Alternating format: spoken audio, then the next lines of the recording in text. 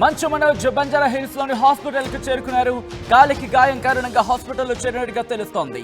భార్య మౌనికతో కలిసి హాస్పిటల్ కు చేరుకున్నారు మంచు మనోజ్. జల్పల్లిలోని ఇంట్లో ఉండగా మోహన్ బాబు అనుచరుడు వినయ్ దాడి చేసినట్లుగా సమాచారం అందుతోంది. తండ్రి మోహన్ బాబుతో గొడవ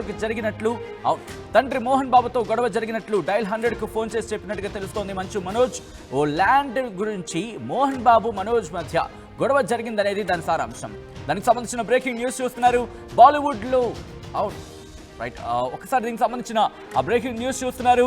ఇటు మంచు మనోజ్ కి సంబంధించి బంజారా హిల్స్ లో హాస్పిటల్లో చేరారు మంచు మనోజ్.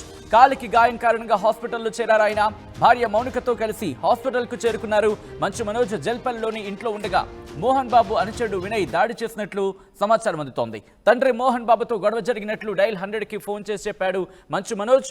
ఓ ల్యాండ్ గురించి మోహన్ బాబు అలాగే మంచు మనోజ్ మధ్య గొడవ తలెత్తింది.